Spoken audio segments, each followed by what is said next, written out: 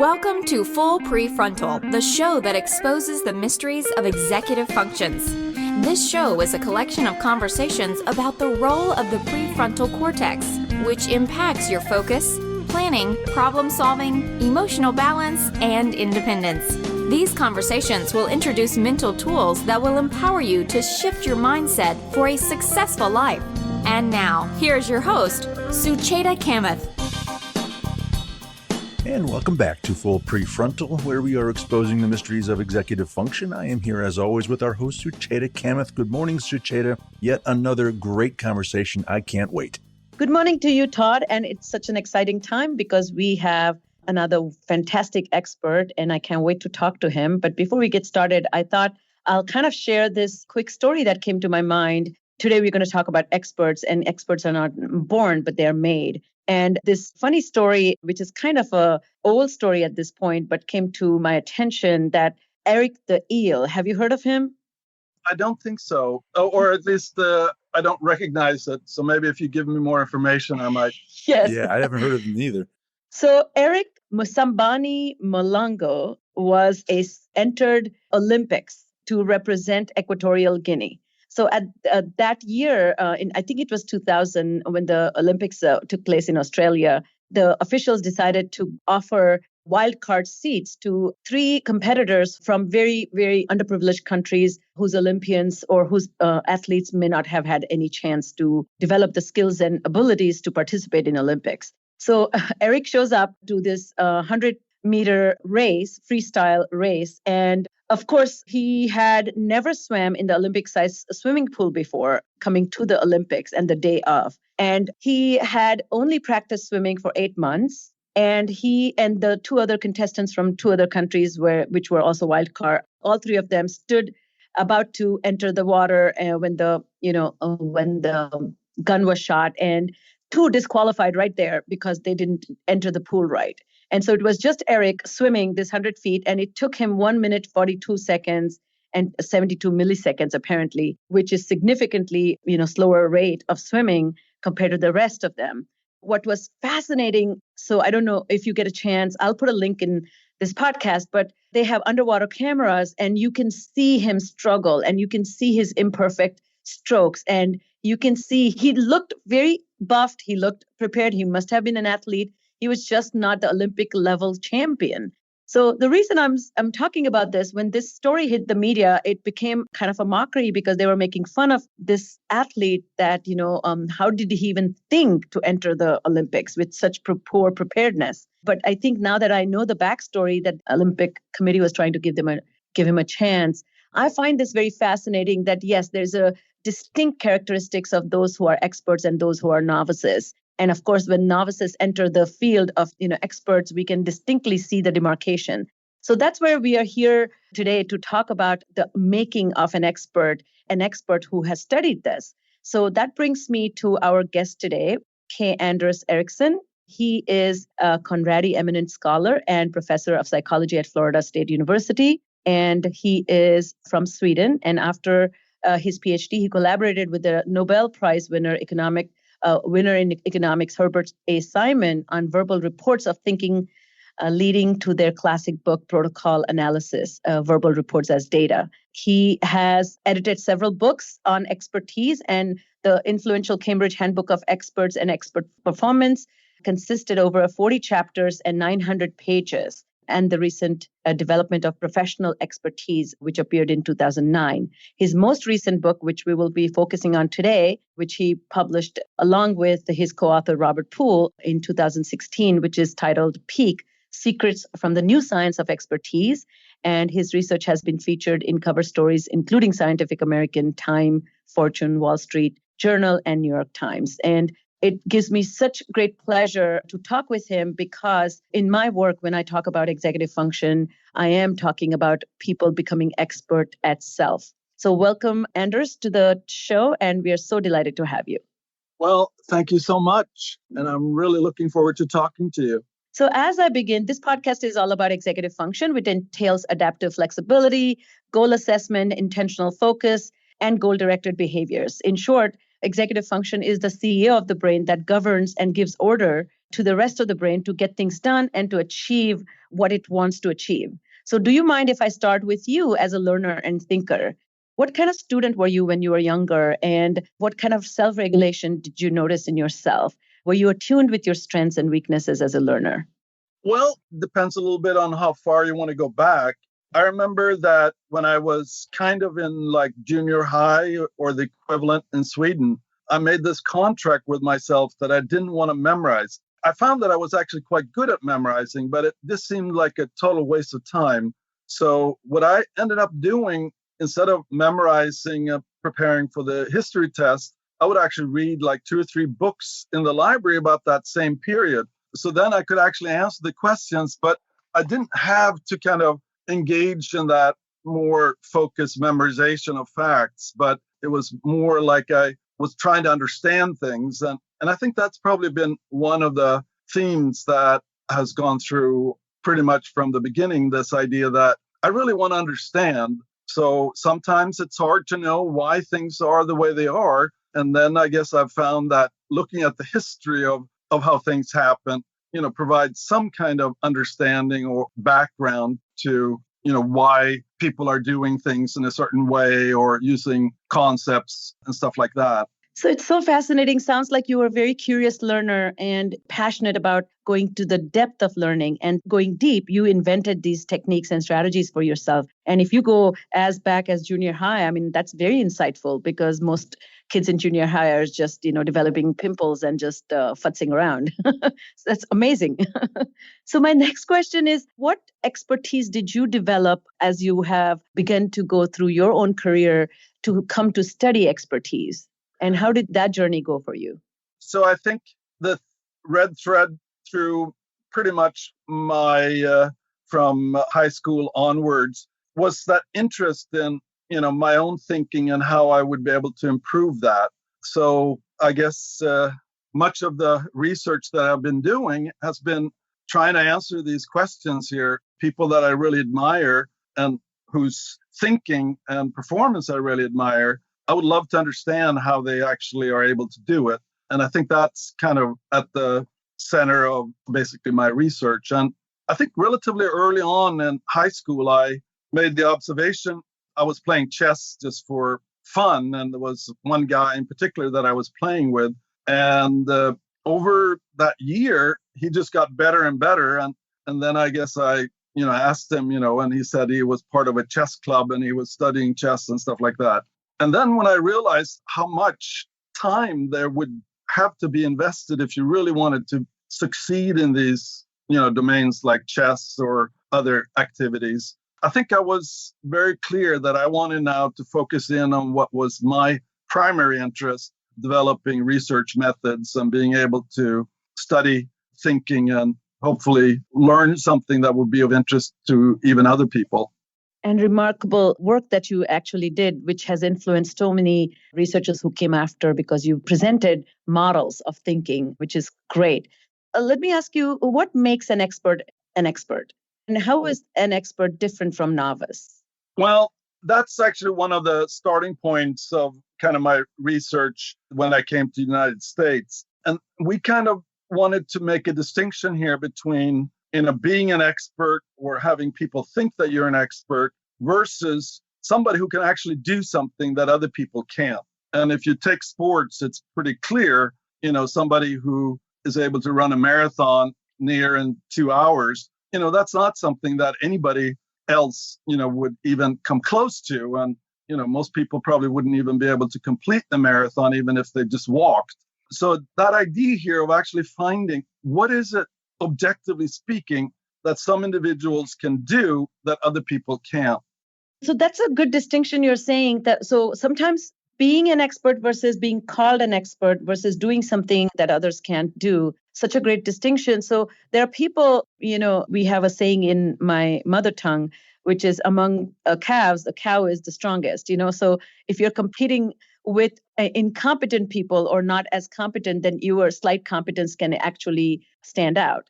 But what does it mean to be, have that incredible, exceptional skill set. So do experts always, or rather expertise always refers to motor skills or mental abilities that allows you to do or perform things that either exhibit faster speed and better outcomes, or there's something more to that?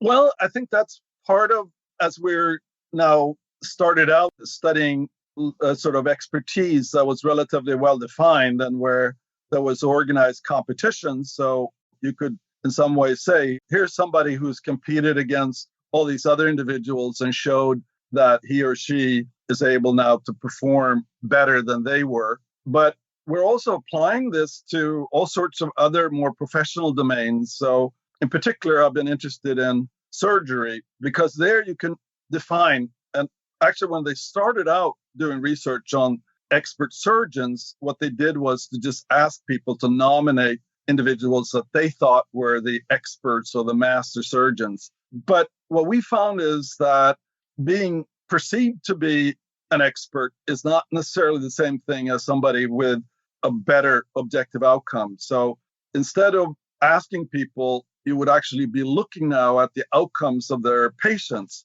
And if you find now a surgeon who has better outcomes than most of his colleagues, that would be somebody who is now reproducibly better at treating patients with certain problems that require surgery. So what steps does an individual take to reach a level of expertise? Well, I think that's a very interesting question. And I think if you were to take it descriptively, so if you look at now across domains where we have, or other people have identified now, those individuals who are actually able to do things that other people can't, what we would say is probably the most effective method in those domains where that's even possible is to have a teacher that is actually helping you now, and they're drawing on the information that they have of other people who have basically been able to attain that high level of performance. So they can almost serve like guides. So if you wanted to climb a mountain, I guess, instead of just doing it, you probably would talk to a guide who would be able to assess here whether you actually had the necessary skills here to be able to sort of use ropes or whatever techniques that would be necessary. But also they would know the path that would be the best one to reach the top of the mountain.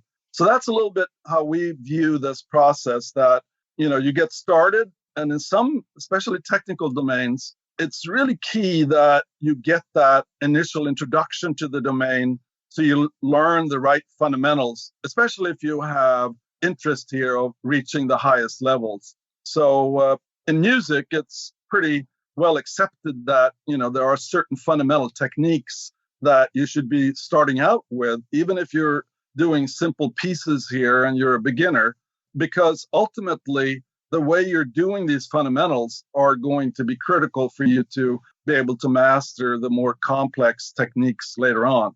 And I talk to coaches in sports who tell me that, it's really a sad experience when you have a really excited athlete coming to you and you see here that, they've learned how to execute their skills by themselves. So now, we're talking 6 months for them to really have to relearn the fundamentals to get back on track so they would be competitive with other individuals. So sounds like you get started, which is a great takeaway here, that you get started. So there's some intrinsic motivation to want to learn this skill or ability or acquire it. And then you seek out this expert or consult with somebody outside you so you can get the right process or specifics, or somebody who can dissect the elements and help put that back together. And then the third part, I think, is that individual practice or the solo practice too, right? Right. So before we get to that, I had a question. So I'm going to use this example. Let's say somebody is at a level 0 expertise or skills and abilities. And so their movement from 0 to 10 versus somebody who's at 5, and then their movement to 15 versus somebody who's at -10 and their movement to 0. Are those all considered similar? I don't even know if I'm presenting this question right, but is the process identical, because I work with people with disability or people with challenges, and they don't have a skill set. For example, to develop good study skills, you need to have great attention. So when you start, if you have attention deficit disorder, you have difficulty with attention. So you're basically building your attention skill. Versus I also work with students who want to finesse their learning. And I find that they bring decent attention skill. They just don't have control over their attention. And they're learning how to polish that or remove distractions and how to kind of get a better handle on the directions or task management skills. Am I making sense? Yeah. Now, I guess what I would say and what I find, looking at, because that's a question I get very often. Okay, I don't want to even attempt to be the best in the world. I just like to reach kind of a level here where I can play music with my friends, or, I can do golf at a level here that's comparable to the people that I'm working with. Now, I would argue that if we're talking to parents, or I kind of recommend that getting one of your children to kind of find something that they want to go deeper into, because as they're going to try to master whatever they commit to, and you as a parent, would be supporting them either directly or by finding teachers or other people who would be able to know more about the particular domain. But I think that challenge of very early on, working and actually acquiring now a high level of performance at whatever it is. And I'm not so sure that it makes a difference here, whether it's martial arts or whether it's music or, maybe drawing or whatever, because I think all of these kind of developmental histories that allows you to get to a high level in these skills seem to have that requirement of being able to control and focus your attention. And often, the teacher would give you sort of a task that you can't yet do, but by basically exploring different ways of doing it and repeating it, you will eventually be able to master it. And that is not something that can just be done here by you more or less, playing around. And I think playing is okay. It's just that you need to be very, very clear that playing with your friends in a sort of a friendly soccer game is very different from you trying to acquire some skills in soccer that require now this focus and repetition and refining what you're doing. Got it. What I found remarkable in your book, that you talk about the goal is to build the potential rather than reach it. So it's quite a remarkable invitation and invokes growth mindset. So can we now talk about deliberate practice? What is it and how does that look like in a life of an individual who's trying to gain expertise? Right. So we kind of contrast what most people are doing. So when you're getting into a domain, what we see that the typical person is doing is just kind of get to an acceptable level so they can now engage with other people playing tennis or playing chess or Scrabble or whatever you're doing. And we also say that in the professions, it's kind of the similar thing that for the first couple of years, you're actually improving what you can do. But after first couple of years, unless you do something special, it almost seems like you remain able to do whatever you were able to do, but you're basically not improving automatically here by just accumulating more experience. So what we've found when we look at those domains that can actually produce outstanding individuals, and I guess we started out with music, is we're looking at what is it that seems to be driving the ability of a child or adolescent at a given level to be able to do something they can't do. And that's where the teacher comes in, having knowledge about how other individuals engaged in goal-directed practice that actually allowed them now to kind of reach that higher level. And then once you've reached that, then you can basically address some new challenges, and you keep going essentially for sometimes the whole life of exploration and actually pushing yourself into new areas and territories of even if you're exploring the same domain. So it sounds like it's kind of you begin to develop skills, then you run into a roadblock, and it's like a true test of expert mindset, who are not even experts yet, but they have a mindset to not collapse, but they circumvent it and they keep going forward. That seems to be the biggest trick. And that requires a great adaptive mindset. And I love all the examples you have quoted. And in your research, you have found that people who took the time to review their mistakes seem to really, really benefit from that, kind of having new goals. As you said, to address new challenges, you need to know what challenges you're facing in spite of decent level of competence, correct?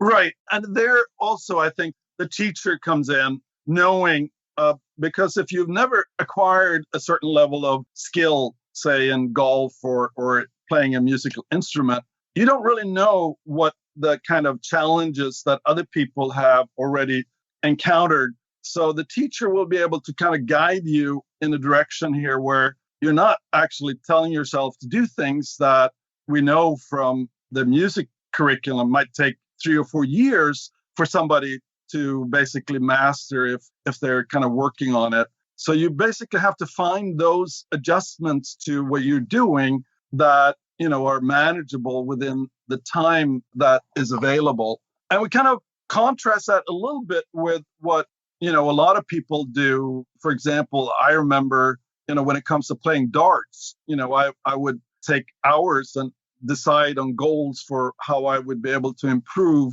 my ability to hit the dartboard. Now, we call that purposeful practice, and it may be improving your performance, but it lacks kind of that added validity of having a teacher that has actually helped other people reach the level that you want to reach. And they would have a much better sense here of what it is that you should focus in on and what are those kind of improvements that are actually manageable and attainable within a couple of weeks or something like that.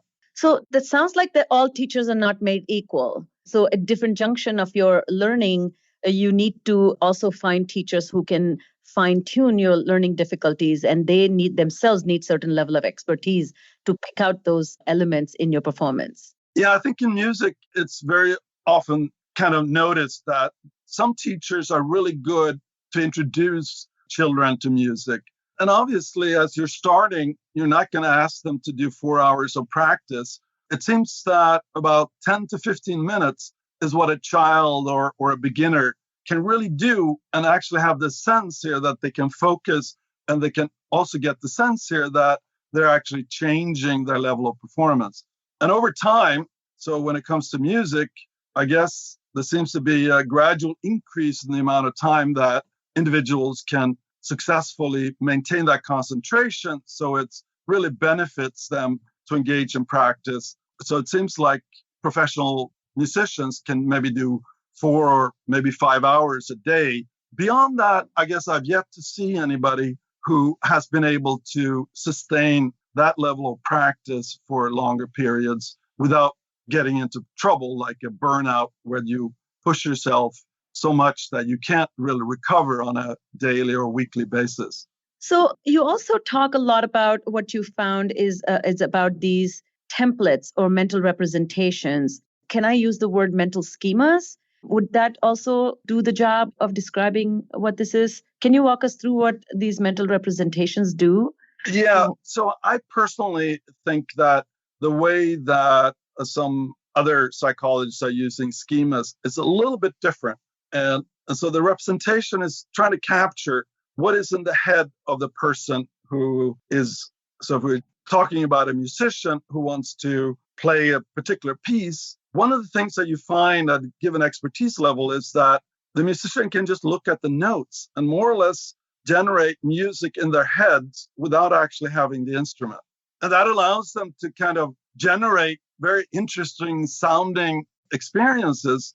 And then what practice is really about then is for them now to try to translate what they were able to hear in their heads into something that they can perform. And they also need to be able then to, as they're playing, listen to what it sounds like, what they're doing, so they can compare that to what they were intending to achieve.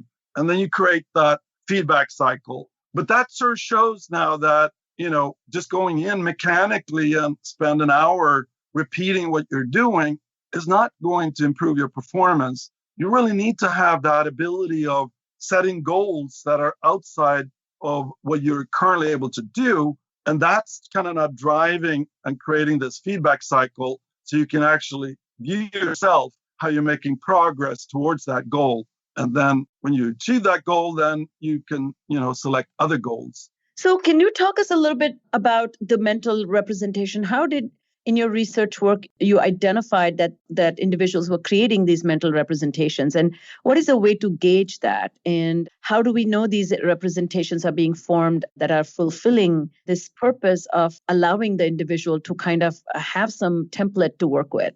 And how can we bring that out in learners, even in classroom? Is there some process that can promote development of creating mental representations as precursor to developing expert skills? Yeah. So when I was doing my dissertation, that was kind of the key question to me. How would I be able to understand what's going on in the head of somebody else who is confronting problems? And that's where I sort of read and found that there was this method of thinking out loud that where people were now engaged in some activity. It could involve, practicing in your practice studio, or, you could be analyzing a chess game, or, for example, a surgeon could be planning surgery on a particular patient. And if you ask them to think out loud, you will actually now get an explication here of what's in their heads. And then, you would be able to potentially have them think out loud, the surgeon, when they're doing the surgery. And you will now see how their plan for the surgery may guide them most of the time, but then there's something that's unexpected. And then they're now in that kind of situation where they notice a mismatch between what they expected and what's really happening. And now they have to figure out ways here of addressing that mismatch. So this is something, the way you approached it, and this is how typically people are kind of, as you said, getting into people's head to see. But when somebody routinizes or masters that sequential process, they're not really thinking in words, correct? They are kind of seeing maybe, I don't know if it's a visual representation, but a big picture map in their head of what needs to be done. Is that fair to say?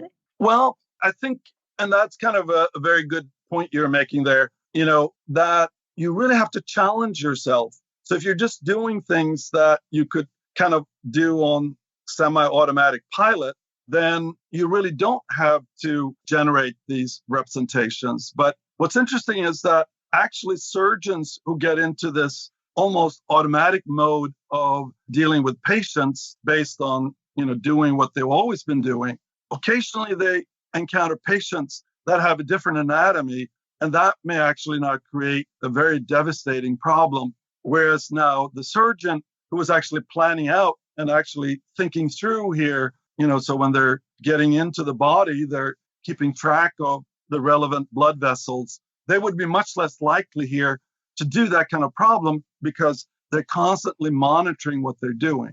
And I would argue that when individuals are playing, competitively at their peak performance, the way they can actually do that is by being very aware of the situation. And people obviously have a problem here thinking out loud when you're playing a tennis game. But what they've done is to have tape recorders when they're changing sides. And there they can actually give a retrospective report about what they were thinking about, so you can then analyze it after the match. That is so cool. And, I'm familiar with the work in the area of self-talk and using to mediate thinking and to help in planning and execution. But one of the things that you're talking about, all these skills that you're describing that experts possess, I find that people with executive dysfunction have challenge with.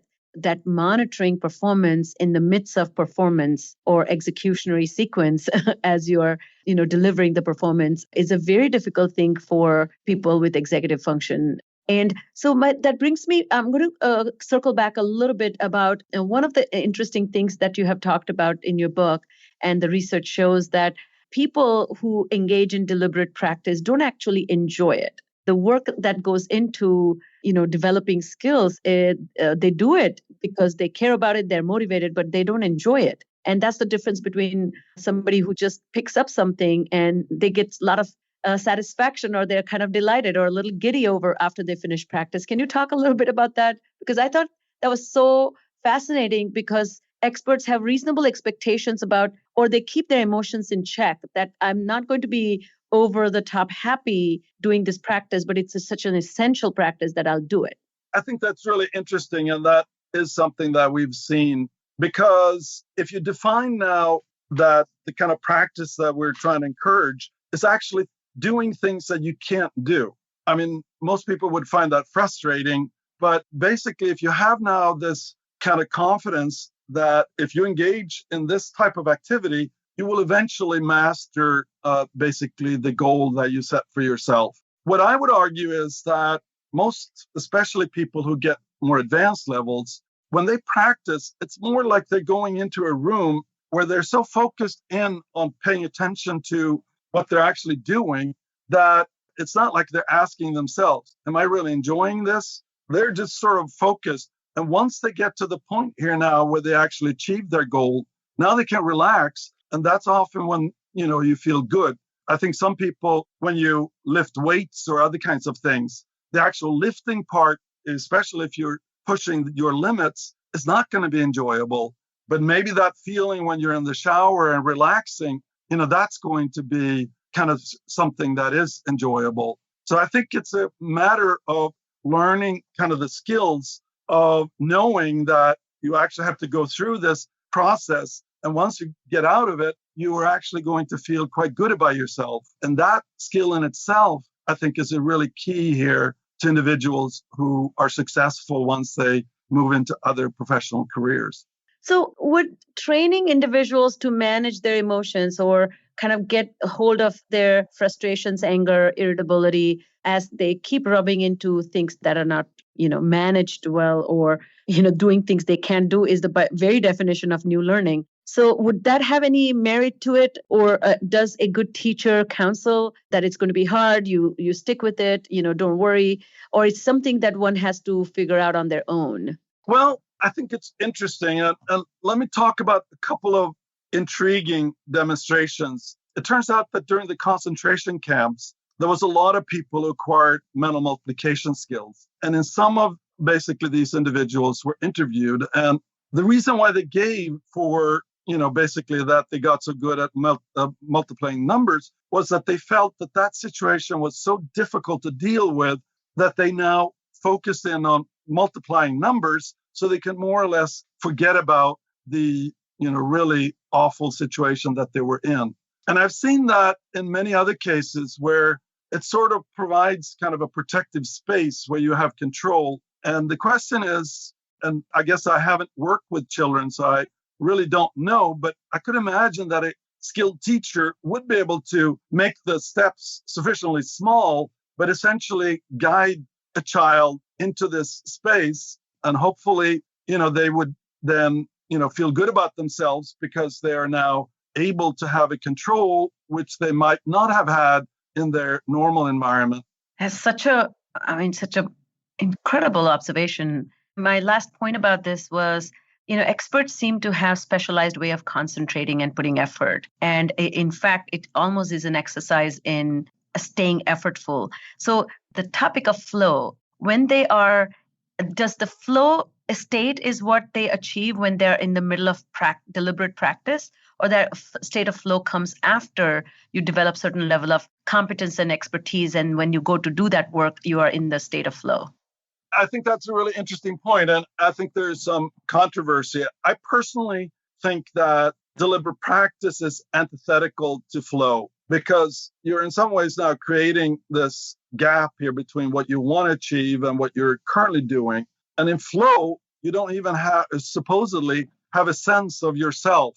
You're just being in sort of a very non-analytic way. Whereas if you're going to be analyzing what you're doing wrong, then obviously you need to analyze yourself. So I agree with what you were proposing here, that I think the flow experience is real. I think it's more rare than most people would argue when people actually have tried to have people keep diaries and see how often it happens, because, it's desirable. And especially people like jazz musicians, they're that kind of idea here of actually being almost in this magical harmony with your fellow musicians is something that they often strive for, but apparently relatively rarely experience. And it's sort of a little bit the way I view it is, most of the time when people perform, there is this kind of sense here that you're monitoring what's happening. But occasionally, everything goes right. And during those occasions, it's almost like when you're thinking back, you can't even remember what was happening because there was no mismatches here between what you desired to happen and what actually did happen. Now, obviously, that means that you have to, have a difficulty level that wouldn't create these problems, or at least the difficulty level would be sufficient that once in a while you would actually now experience that sense of doing exactly what you wanted to have happen. And that's what I think is flow. But I haven't personally done any research on flow, so maybe future research here will lead to a different conclusion. Yeah, I completely see the way you're explaining. So as we close, Anders, your work has been so impactful, and you see it informing not just athletes and the coaches or performance artists and the trainers, but ordinary individuals, and encouraging them to put this kind of effort to as they search for meaning and purpose, and expertise is where the joy is, I guess. So how has this experience changed you as an individual, and what makes you so hopeful about the future with the work that you have done? And the flip side of it is what keeps you up at night?